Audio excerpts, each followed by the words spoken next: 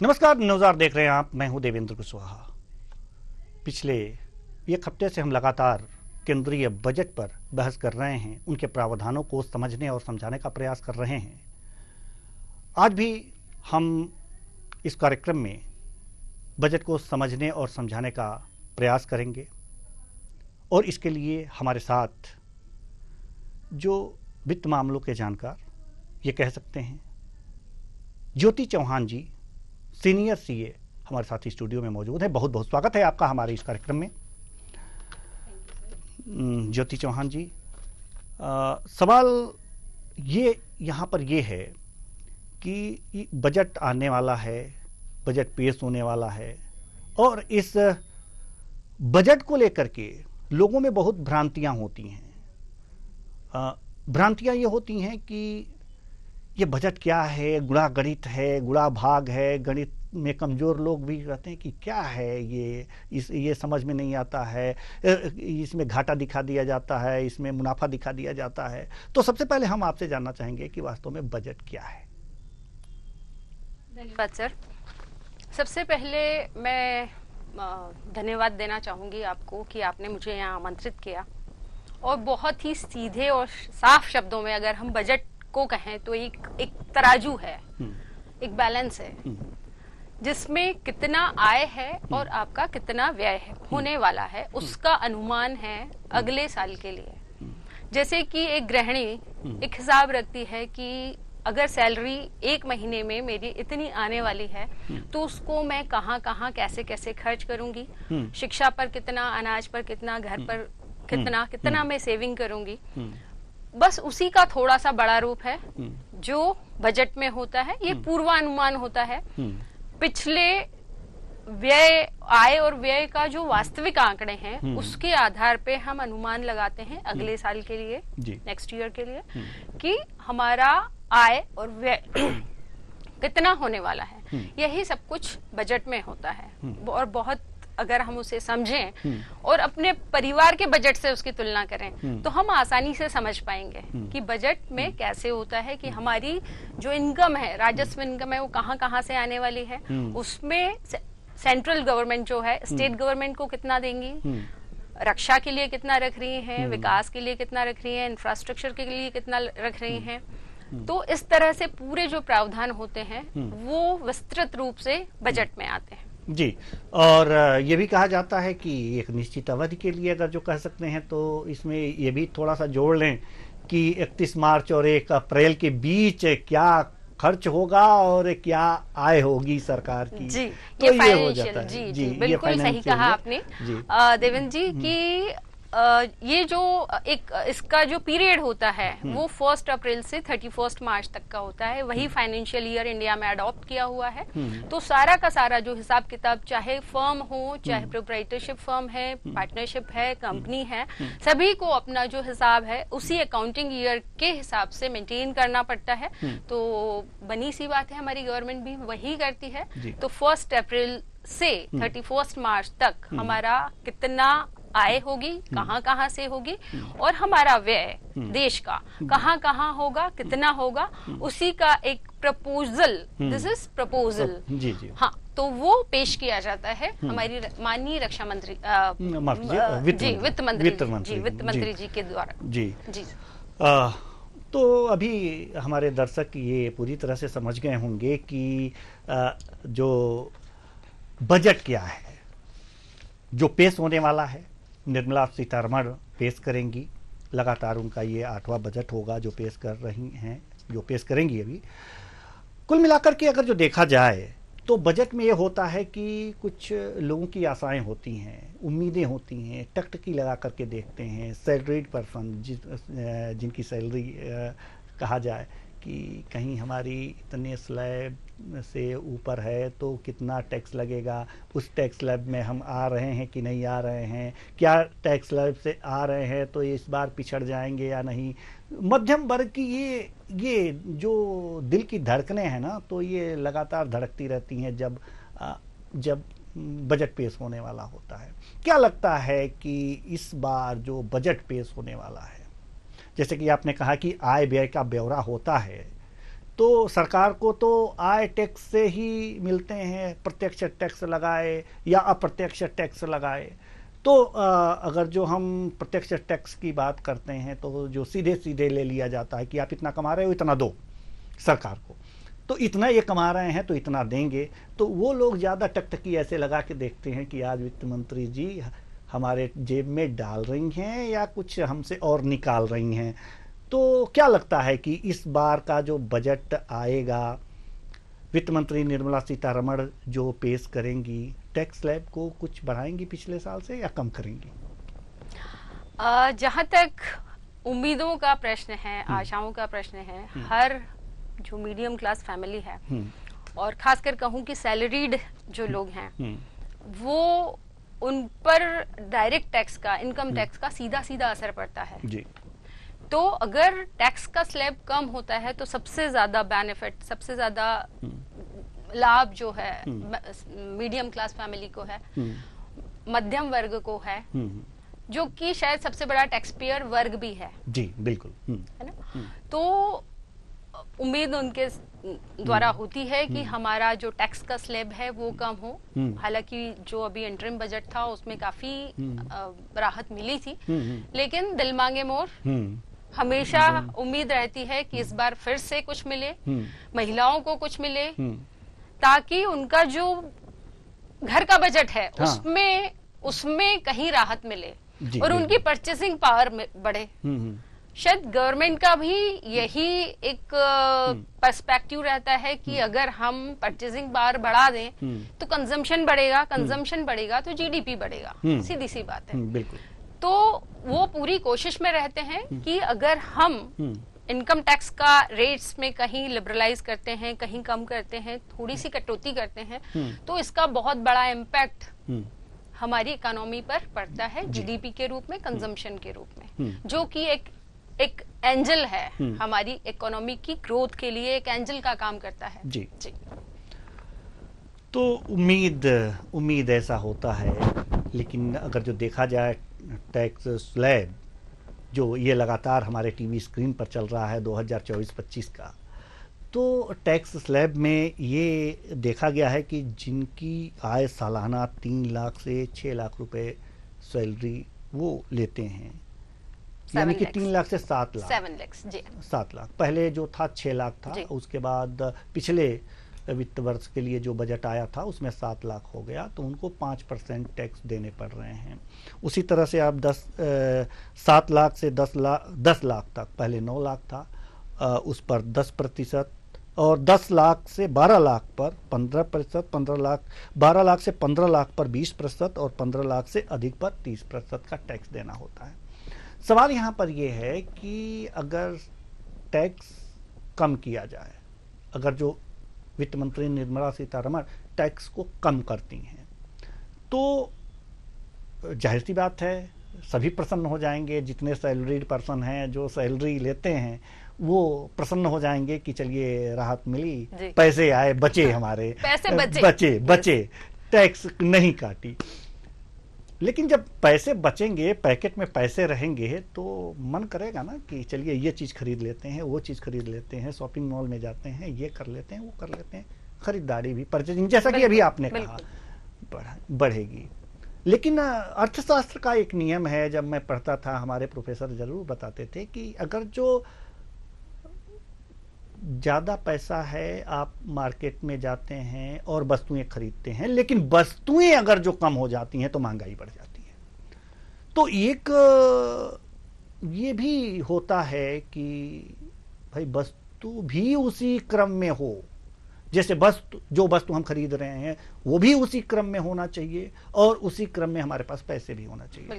तो क्या इसको संतुलित करने के लिए सरकार क्या करती है?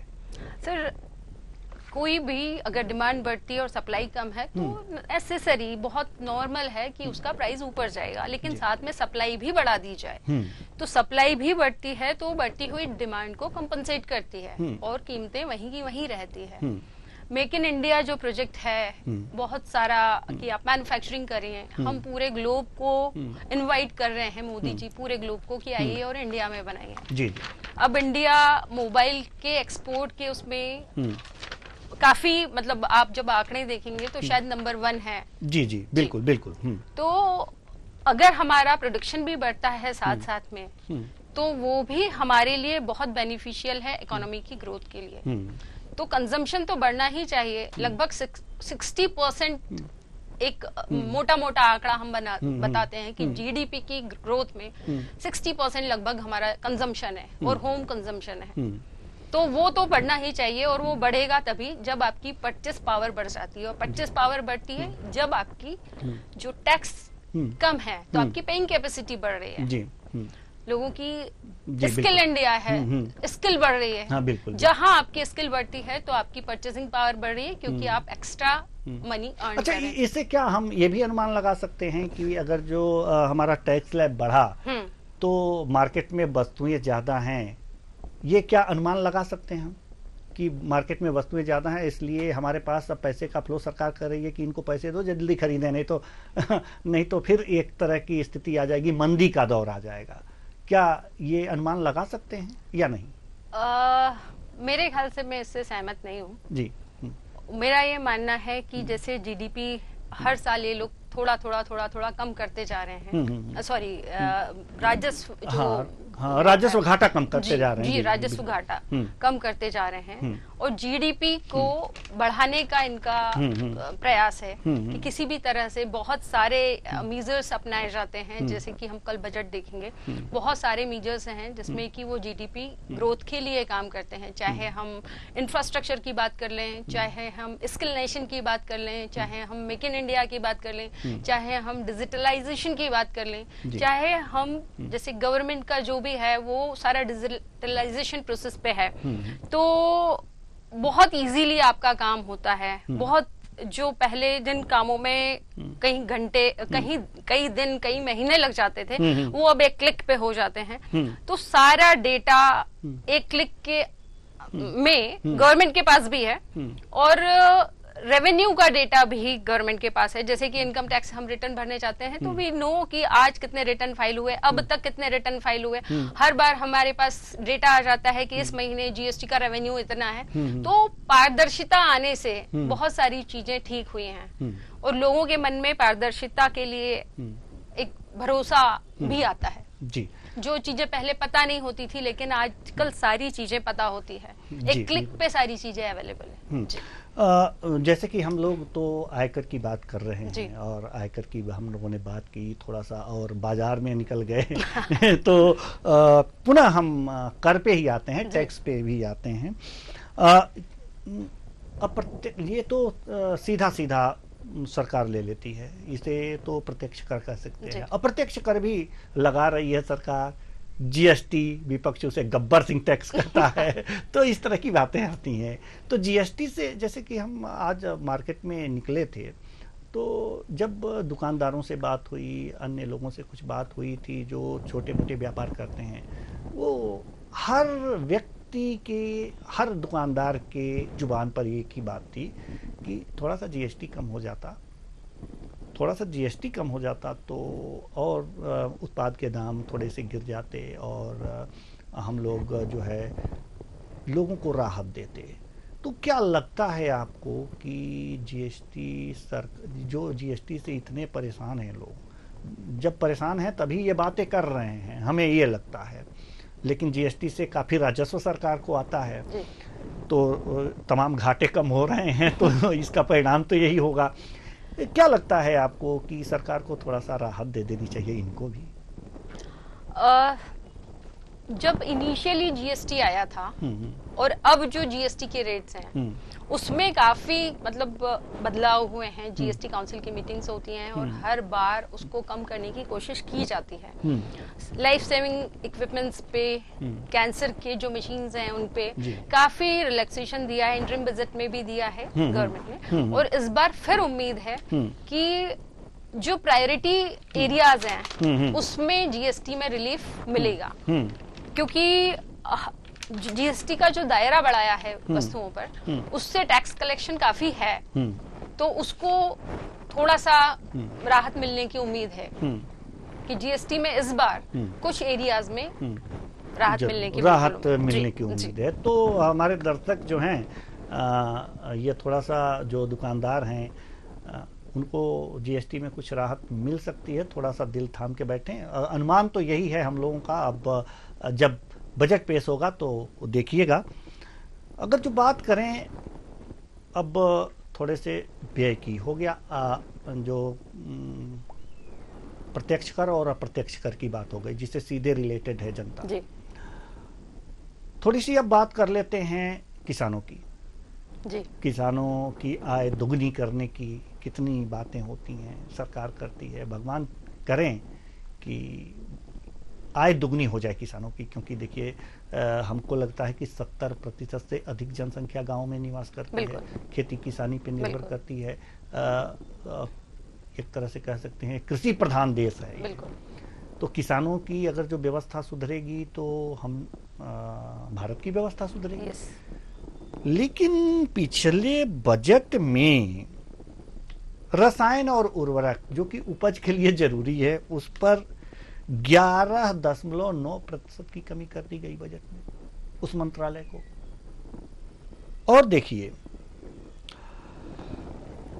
क्या लगता है आपको कि ये कमी नहीं करनी चाहिए?